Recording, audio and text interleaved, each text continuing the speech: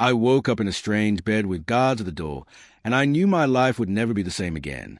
My name is Jennifer, and this is how everything happened. I was only 18 when I got admission into the university. My parents were not wealthy. They struggled to send me to school, and I knew life would not be easy. But I wanted more than just school. I wanted to live large, dress well, and drive cars like the rich students I saw on campus. I wanted to feel important. It was at a student party that I met Chief David. He was an elderly man of 60, rich beyond imagination. Everyone at the party respected him. Some even feared him. He had lost his wife years ago, and all his 6 children were abroad. He looked at me that night in a way that told me he wanted me. Later, he called me aside and spoke directly. He said he wanted me to be with him, and in return he would take care of me. I understood clearly what he meant. I was young, desperate for a big life, and without thinking too much, I agreed. Life with Chief was everything I dreamed of. He bought me cars. Sometimes I drove to class in a Range Rover, other times in a G-Wagon. People whispered when I walked past, some in envy, some in mockery, but I didn't care. Chief paid my fees in full, gave me money to shop, bought me designer clothes, and even gave me cash to spoil my friends. He promised me that if I stayed loyal to him, he would marry me after graduation. His only rule was that I must never cheat on him. I promised him I wouldn't. At that time, I truly believed I would stay loyal. But everything changed when I met Kenneth. He was young like me, a student, simple but charming. He had nothing compared to Chief, but he had something Chief could never give me: love. His smile, his jokes, his way of making me feel seen and valued pulled me closer until I couldn't resist. I fell in love with him. I knew it was dangerous, but I couldn't stop myself. Soon, I started dating Kenneth secretly. I gave him money, paid for his clothes, even supported him whenever he was broke. On weekends, I lied to Chief that I was visiting my mother in the village, but in truth, I was going to Kenneth's place. Those weekends with Kenneth felt like freedom. I laughed freely. I felt young, and I felt truly alive. But deep down, I was afraid. Chief was powerful and smart. I knew if he found out, things would end badly. It didn't take long before Chief began to suspect. I was no longer as excited around him. I didn't rush to pick his calls. I avoided his touch. He noticed every little change. He hired men to follow me secretly.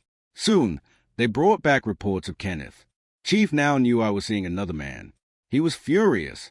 He could have killed Kenneth. He could have ruined me. But he chose something different. He wanted control. One evening, as I was walking back to my hostel, a car pulled over. Men jumped out, covered my mouth, and dragged me inside. I struggled, screamed, but they tied my eyes and drove for hours. When they finally stopped, I was carried into a mansion.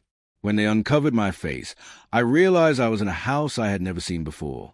It was not Chief's main house, the one everybody knew. This one was hidden, quiet, heavily guarded, and far away. Later, I learned it was one of his secret mansions in another state, a place nobody knew belonged to him. Chief came the next morning. He sat calmly in front of me and said, "You are mine. From today, no one else." I cried. I begged him to release me. I shouted at him, but he didn't change his mind. The mansion had everything: cooks, cleaners, guards, and all the comfort I could need. But I was not free. I was trapped. Back in school, my disappearance became big news. My friends reported me missing. The police started investigating. They searched Chief's known residence but found nothing. To everyone, Chief had traveled abroad. Nobody knew I was locked away in that hidden mansion. Slowly, the case grew cold. People whispered that maybe I ran away with a man, maybe I traveled overseas. My life outside faded away, and I was forgotten. Months passed. Then I got pregnant. Chief brought doctors and nurses into the mansion. They took care of me until I gave birth to a baby boy. Holding that baby broke me. I knew I was tied to Chief forever now. 2 years later, I became pregnant again. By then, something inside me had changed.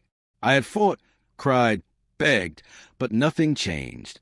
I began to accept my life. Chief had taken everything from me, but he also cared for me and provided for me. Slowly, I began to feel something for him.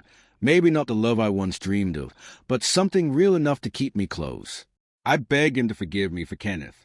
I told him I was ready to truly be his. He believed me. After my second child was born, he took me to my family. He paid my bride price and officially made me his wife.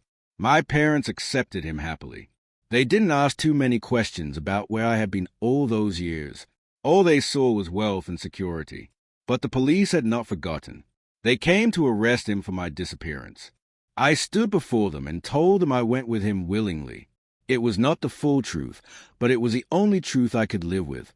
Today, when I watch my children play in the mansion, I sometimes wonder how my life could have been different if I had remained that simple girl in school. Maybe I would have graduated, worked hard, and built my own life. Maybe Kenneth and I would have been together. But maybe not. Life doesn't give second chances. I became the wife of the man who kidnapped me, and I stayed